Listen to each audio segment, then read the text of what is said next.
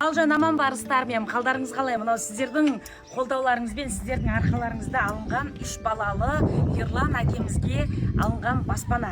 Үй дайын, қолымыздан келгенше халықтың сыйға берген баспанасы деген атқа лайықтап жасауға тырыстық.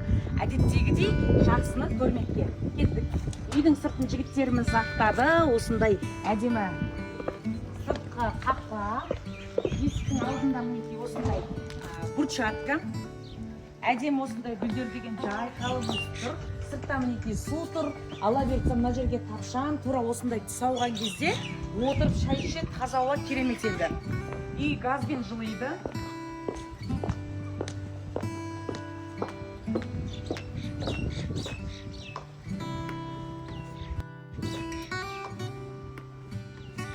Үй газбен жылиды, ыстық су, жылы су барлығы бар. Мынау мінекей кіреберіс жер, үйге кірген жер осындай әдемі обой, есіктердің барлығы осындай әппақ, жалпы жаңа баспана. Мына жерге енді прихожка қойдық, киімдерін іліп, аяқ киімдерін жинап қойса да, үйін мұнтаздай етіп тазалайтын шаң сорғышы, баян сұлу кілемдер, енді дүкен деуге келмес, өте үлкен кілем маркеті.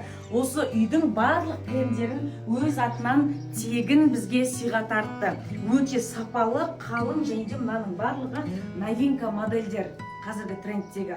Неге люстра, мынау бізде кухня. Даже мына жерде есік болмағаннан кейін жігіттер мынандай әдемі уголок дейді ғой. Осы уголоктарына дейін жабыстырып, әдемілеп тұрып жасадық. Ал біз осы үйді алған кезде кухня былай болды ма?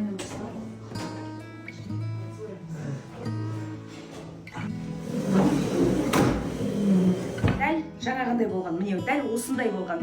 Ал біз кухняны осылай өзгерттік, не бәрі бір күннің ішінде. Мінекей осындай әдемі люстра, одан кейін мына жерде осындай әдемі жиһаз қойдық. Мінекей мына дүниелеріне дейін ауысты. Осындай әдемі перде қойдық. Мына жерде көріп тұрғандарыңыздай, мынау жиһазда серый түс бар, иә?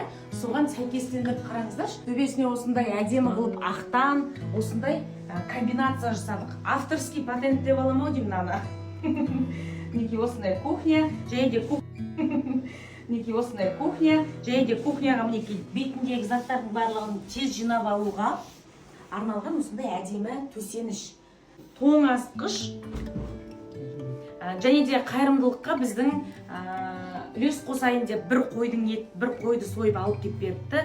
Арыста армияның мүшесі, Алланың нұры жаусын дейміз. Жақсылығымыз Алладан еселеп кетсін. Микроволновкасы, барлық дүниесі түгел. Мына жерде азық түліктер, бұны да Арыста армияның мүшесі қайырымдылыққа берді. Барлығын осында әкеліп қойды. Әрмен қарай кеттік. Мынау бізде осындай дәретхана. Толық мінекей кафельмен жасалынған, плафон қойды жігіттер, мінекей пердесін қойып, мынандай ұсақ кір салатын киімдері, қағаз салатын барлығы бар. Және де осындай ваннаға арналған төсеніш, бұны жуып ала берсе де болады. Асты мінекей тайғанамайтын, жылжып кетпейді төсеніш. Автомат кір жуатын машина, мінекей айнасы, күнделікті тұрмысқа қажетті заттарының барлығы бар. Ал кеттік әрмен қарай. Осы бөлмегенде ерекше фантазия қостық деймін. Мынау бізде қол және шай ішетін жер. Осындай қазақша. Қараңыздаршы, мен осы жолы көрпе мен сандық өте ерекше болды. Бұны Түркістаннан арнайы Түркістан хит товар парақшасының иесі осы отбасыға және де алдағы сыйға тартатын 71-ші баспанаға осындай заманауи үлгідегі сапалы сандығын және де 6 көрпеше, 2 жастығын бізге сыйға тартты. Осы кісінің үлкен алғысымды айтамын. Егерде Арыста армия қыз жасауына, үйіңізге көрпе төсегіңізді жаңалатқыңыз келсе, тапсырыс берсеңіздер болады. Көз көріп жүрген қыз жұмысына өте жауапты. Ал мына жерде перде. Тура осы үстен мінекей әдемі қылып перде тіккіздік. Мынандай ерекше бақырамасымен. Бұл бөлменің өте ерекше шықты осындай. Мынау кілемдерде қалың сапалы, тура осы пердеге сәйкестендіріп көк оттенігімен алдық. Мінекей Samsung'тан смарт теледидар, гладильный доскасы үтігі. Бұны енді жинап қояды, енді мен сіздерге көрсету үшін де алынған дүниені осы жерге қойып қойдым. Мына жақта екі баланың төсегі. Мінекей. Төсек су жаңадан алып құрылды. Постелі, көрпесі, төсек жапқышы барлығы бар. Бұл жерге де ерекше әдемі перде қойғымыз келді. Бұрын ешқандай үйге қоймаған. Мінекей. Осылай комбинация жасаттық, және де мына екеуін қосып тіккен жоқпыз, жуған кезде оңай болсын деп. Енді бұл отбасыға анасы өмірден өткен 3 балалы әкеміз келетін болғандықтан. Мінекей гарниздердің барлығы басынан қойылды, жаңа люстра, және де Баян Сұлудан алған осындай әдемі қалың соңғы үлгідегі дорожка. Мінекей балалардың жастығы, әдемі осындай шкаф қойылды. Киімдерін қоятын, тартпасы, айнасы, еденнің барлығы ламинат. Мына жақта әкеміздің бөлмесі. Әкеміздің бөлмесінде де әдемі люстра, осындай 3 есікті шкаф, осы үйге арнап алынған, мінекей 5 бет сүртетін, дене сүртетін, қол сүртетін осындай орамалдары. Пердені де осындай ерекше қылуға тырыстық, кішкене өзгеше болсын деп.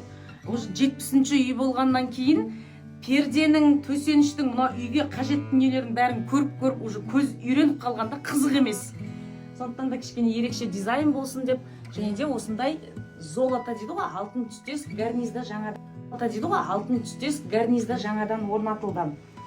Осындай әкеміздің қос төсегі, 2 адамдық жастығы сапалы, төсек жапқышы, көрпесі, постелі барлығы бар. Қайыр қылсаң бүтін қыл деп барлығын бүтіндедік. 2 тумбасы, мынандай жиһаз бізде бірінші рет алынып тұр, осындай ерекше әдемі сапалы дүние. Ал кіргенде мінекей, мына жер бізде зал. Зал мен балалардың бөлмесінің есігі осындай әйнекпен. Залды да бұл жолы мұсылманның сүйікті түсі деп жатамыз, жасыл түсті. 3 метр үстелі бар, 12 орындығы, және де мінекей скатері, дастархан. Оның бетінен перденің түсімен сәйкестендіріп әдемі болып тұрсын деп осындай дүниесін жасаттық. Және де енді мынау мата болғаннан кейін жаның ашиды, әрине анасыз үй болғаннан кейін әйелсіз кір болмасын деп пленкасын төсеп қойдық. 12 адамға арналған ыдыстар жиынтығы, мінекей бокалы, вилка, қасығына дейін барлығы түгел. Әдемі люстра мінекей. Осындай, енді залға бақырама қойғанды жөн көрмедік. Холда болғаннан кейін бірдей болмасын деп осындай әдемі перде. Бұл жақтында гарнизін ауыстырдық. Және